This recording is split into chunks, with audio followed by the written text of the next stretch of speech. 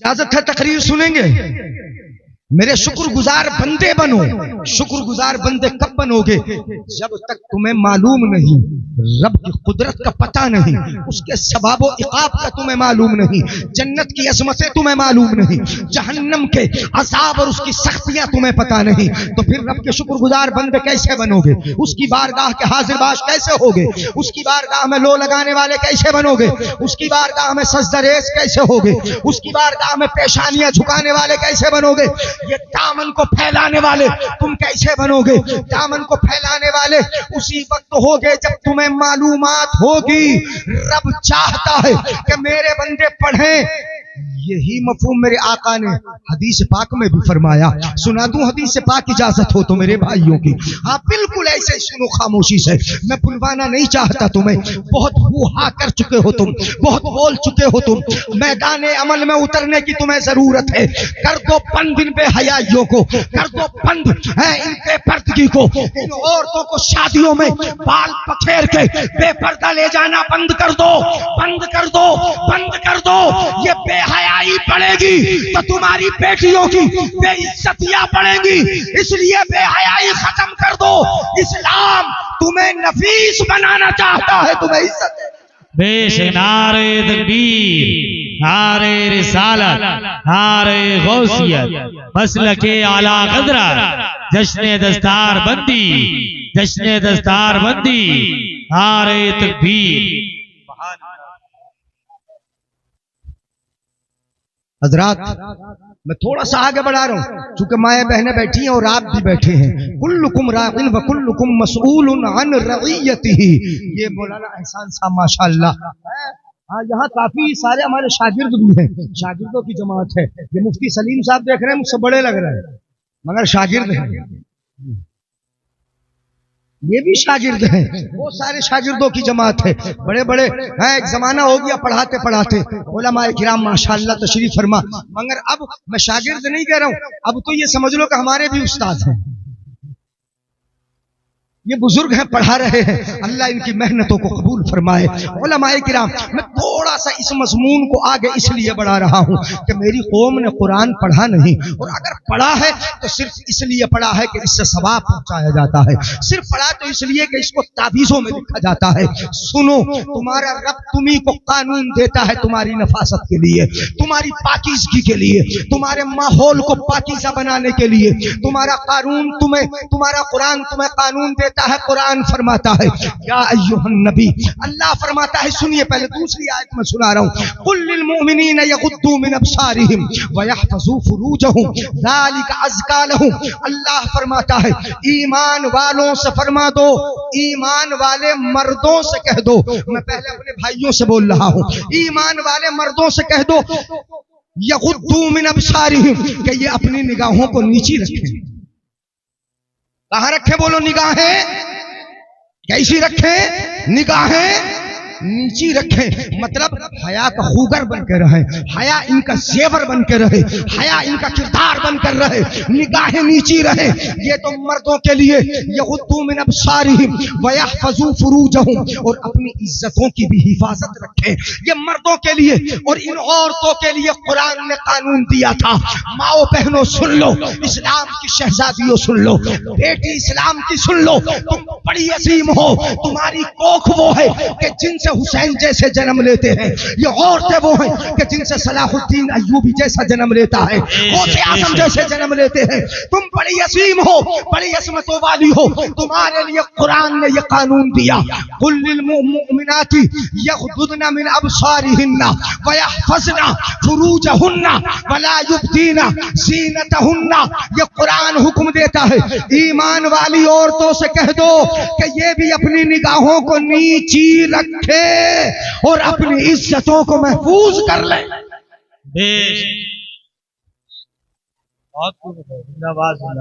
یہ کس کا قانون ہے بولو؟ قرآن کا. یہ قانون الہی ہے، رب کا قانون ہے. قل للمؤمنات یغضضن وقل للمؤمنات یغضضن من ابصارہن ویحفظن فروجہن، اپنی عزتوں کو محفوظ کر لیں. ولا یبدین زینتہن. توجہ ہے، گھبرا تو نہیں رہے آپ لوگ؟ ہاں غور سے سنیے گا، ولا یبدین زینتہن، میں تھوڑا پڑھا رہا ہوں آگے، ولا یبدین زینتہن، اپنی زینت کو ہرگز ظاہر نہ کریں، اپنی زینت ظاہر نہ کریں. اور زینت کے ظاہر کرنے کا مطلب کیا ہے کہ جس چیز سے ان میں آراستگی پیدا ہوتی ہے اس چیز کو ظاہر نہ کریں. مثلا ان کا سینہ، اور سینے میں پڑے ہوئے ہار جو سونے اور چاندی کے ہیں اس کو ظاہر نہ کریں، اپنی پیٹھ کو ظاہر نہ کریں، اپنی کلائیوں کا اظہار نہ کریں، اپنے چہروں کو دوسروں کے سامنے ظاہر نہ کریں.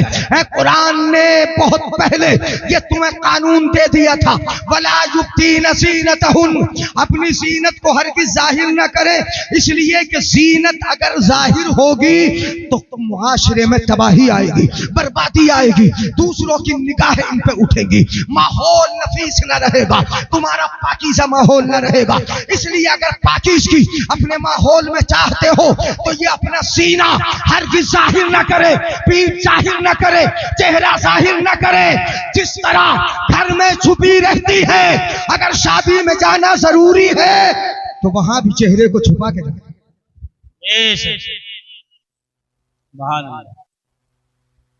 شادی میں تو یہ ہے کہ سر پہ تو الگ رہا، گلے تک میں دوپٹہ نہیں، بال بکھرے ہیں، مکمل میک اپ میں ہے، غیر محرموں کے سامنے ہے، بے حیا بن کے ہاتھ پلیٹ میں لے کے پوری بارات میں گھومتی ہے، خیرت اٹھا کے رکھتی. اپنا قانون نہ یاد نہ رہا، قرآن کا فرمان تمہیں یاد نہ رہا. قرآن تو یہ کہتا ہے سنو، یہ چہرہ دکھانا بڑی بات ہے، سینے کا ظاہر کرنا یہ بڑی بات ہے، پیٹھوں کا کھلا ہو جانا یہ بہت بڑی بات ہے. اپنا قرآن قانون دیتا ہے.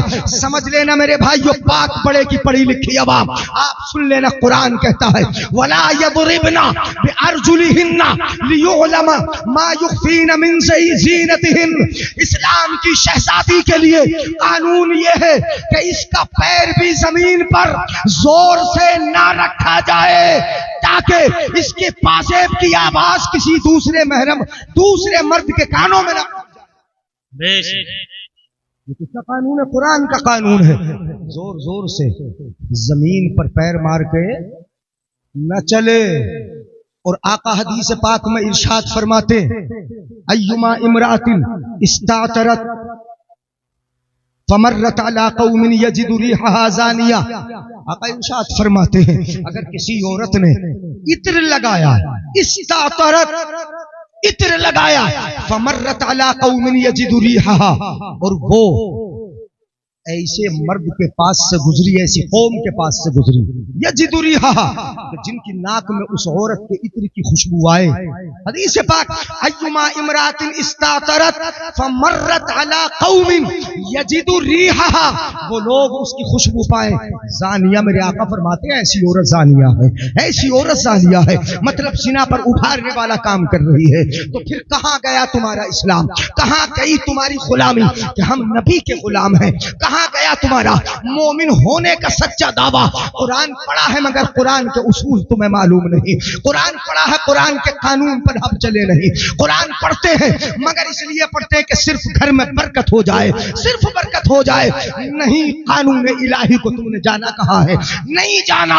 ہاں، عورت کو ضرورت پڑ سکتی ہے کہ وہ کسی مرد سے بات کرے، مثلا ڈاکٹر کے پاس جا سکتی ہے، حکیم کے پاس جا سکتی ہے. اسے تجارت کا اگر کام کرنا ہے تو تجارت کر سکتی ہے کہ شوہر انتقال کر چکا ہے. اسے بچوں کی پرورش کرنا ہے تو ہمارے قرآن نے یہ پابندی ہرگز نہیں لگائی کہ عورت تجارت نہ کرے. میں نے سعودیہ میں دیکھا ہے کہ عورت کے چہروں پہ نقاب ہوتا ہے، ناک تک ادھر چھپی، ادھر آنکھوں تک چھپی، پھڑ لگائے وہ بیچ رہی ہے، کوئی کھجور بیچ رہی ہے، کوئی برقع بیچ رہی ہے، جگہ جگہ ان کے پھڑ لگے ہیں وہ بیچ رہی ہے. تجارت کر سکتی ہے، اس کے لیے قانون خدا نے تمہیں دے دیا.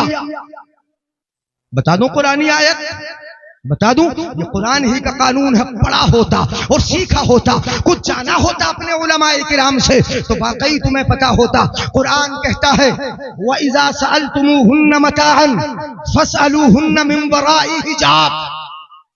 توجہ ہے میرے بھائیو، ہاں میں توجہ اس لیے پوچھ رہا ہوں کہ ذہن ادھر ہی حاضر رہے. کبھی کبھی ایسا ہوتا ہے کہ وجود یہاں ہے ذہن کہیں اور گھوم رہا ہے تو پھر بات پلے نہیں پڑتی. قرآن میں اللہ فرماتا ہے جب تم عورتوں سے جو غیر محرم ہو کچھ سوال کرو, کوئی چیز مانگو, سامان تمہیں مانگنا پڑے, تجارت لے کا سامان لینا پڑے, کوئی چیز ان سے خریدنا پڑے, عورت بیچ رہی ہو تو پھر لینے کا بات کرنے کا کیا طریقہ ہوگا؟ سألتموہن متاعا فاسألوہن من وراء حجاب, ان سے مانگ لو پردے کے پیچھے سے. کہاں سے مانگ لو بولو؟ حجاب. حجاب یہ قرآن میں حجاب ہی ہے. ہاں لوگ کہتے رہے حجاب کہاں ہے, حجاب کہاں ہے. فاسألوہن من وراء حجاب, پردے کے پیچھے سے تم سوال کر لو. وَإِذَا سَأَلْتُمُوهُنَّ مَتَاعًا فَاسْأَلُوهُنَّ مِن وَرَاءِ حِجَاب. اور اللہ فرماتا ہے اگر بے پردہ ہو کے اس کے سامنے آؤ گے, وہ بے پردہ ہو کے تمہارے سامنے آئے گی, دل ادھر ادھر مائل ہوگا, دل پھٹکے گا, نظر بہکے گی, قدم جگمگائیں گے, ماحول خراب ہوگا. اس لیے رب فرماتا ہے پردے کے پیچھے سے مانگ لینا اور اس کا پردے کے پیچھے سے دے دینا. ذالکم ازکا لکم, یہ تمہارے لیے